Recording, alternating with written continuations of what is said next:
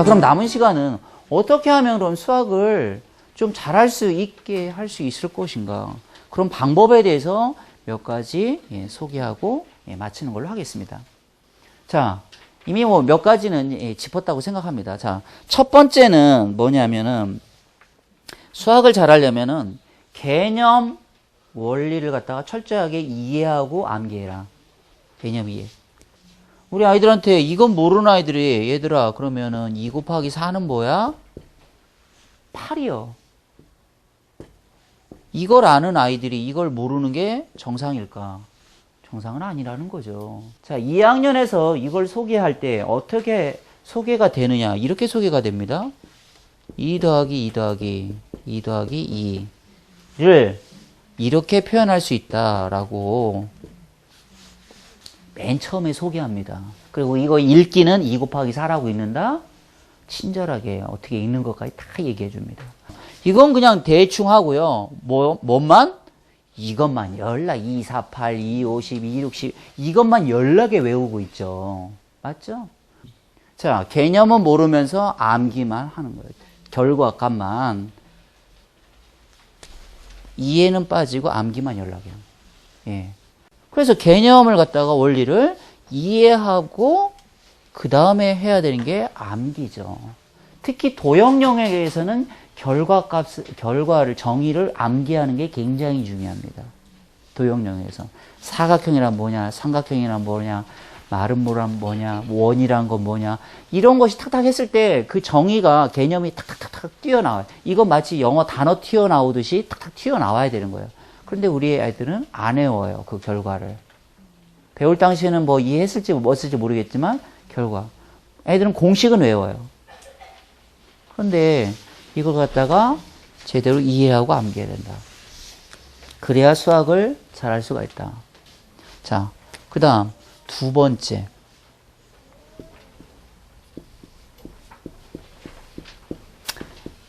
연산 훈련을 좀 시켜줘야 된다. 자,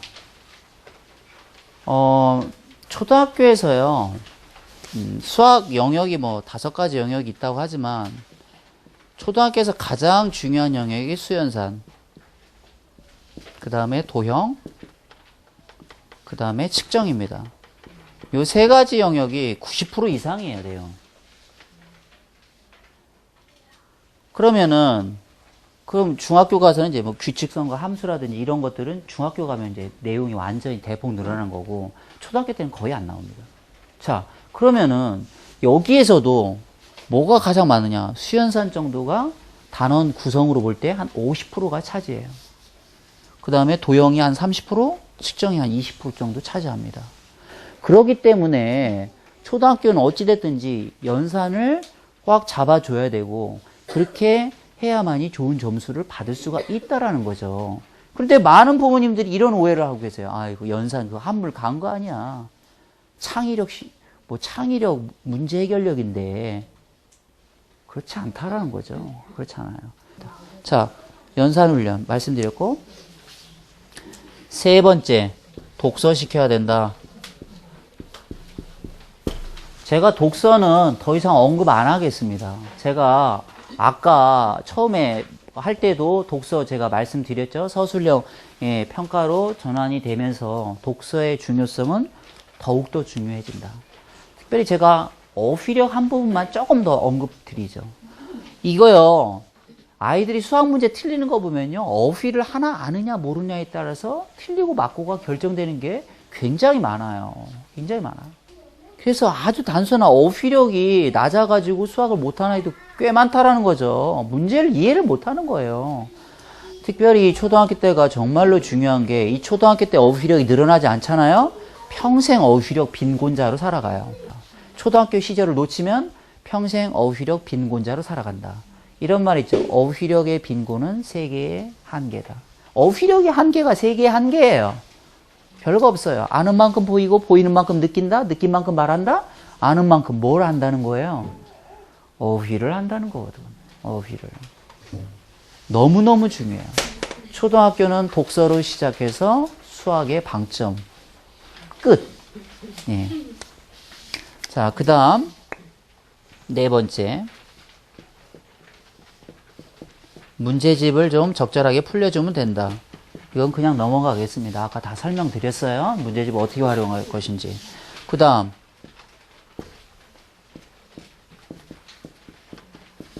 오답 공책을 좀 잘 활용하면 좋다. 이건 왜 그러냐면 수학은요, 틀린 문제 또 틀려요. 찍어서 맞은 문제 다음에 또 찍어서 맞는다. 그래서 틀린 문제가 또 틀리기 때문에 이것을 실수를 반복하지 않기 위해서는 틀린 문제를 따로 관리하는 게 좋습니다. 그런데 이걸 갖다가 공책에다 쓰라고 하면 반드시 필패예요. 왜냐, 우리 아이들 뭐 글씨 뭐 자기가 봐도 심란한데 다시는 쳐다보지도 않죠. 그래서 가장 좋은 방법은 뭐냐, 무슨 문제집을 갖다가 갑오로 물릴 거 아니면은 그대로 오려가지고 그냥 붙여놓고 나중에 시험 보기 전에 그걸 갖다가 풀어보게 하는 방법 정도가 좋습니다. 그래서 효율적으로 공부할 수 있는 방법 중에 하나죠. 그래서 이런 것들을 강조하고 싶고요. 그 다음에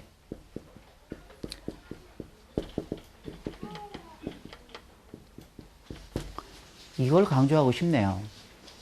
우리 아이들이 2학년 아이들한테 얘들아 1m는 100cm 이거 중요한 개념이죠. 2학년 아이들한테 가장 중요하게 나오는 개념이죠. 이걸 그냥 야 1m 100cm 외워. 그리고 끝. 1분도 안 걸려요. 조작 체험으로 가르치려면 1시간을 해도 못해요.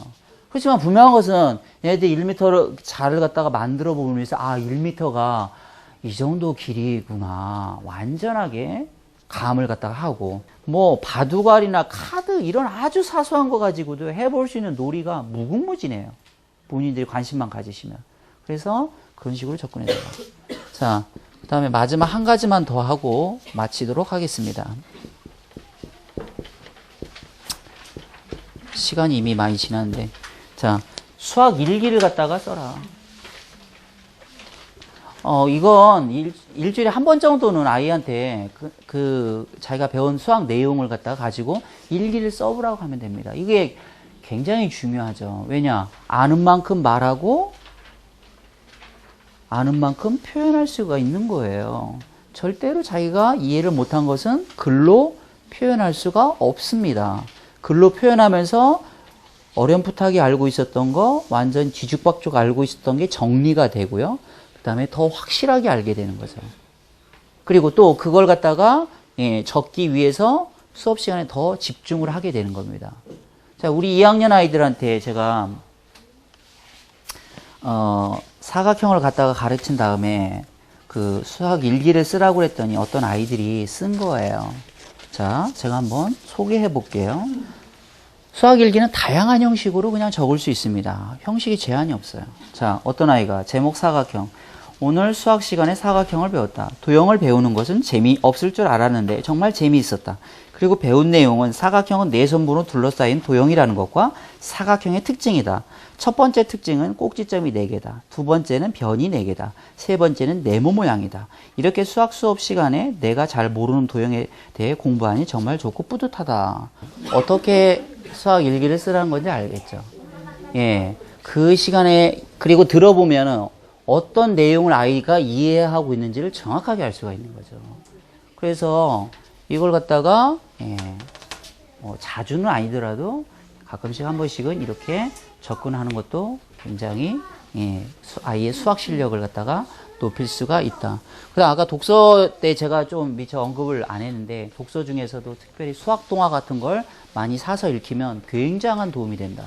예, 이것은 수학 동화를 읽히면은 수학에 대한 그 배경 지식 형성뿐만 아니라 관심을 갖다가 더 이렇게 일으킬 수가 있는 거죠. 그래서 단권으로 된 것도 많이 있고 그 다음에 전집 종류도 많이 있습니다.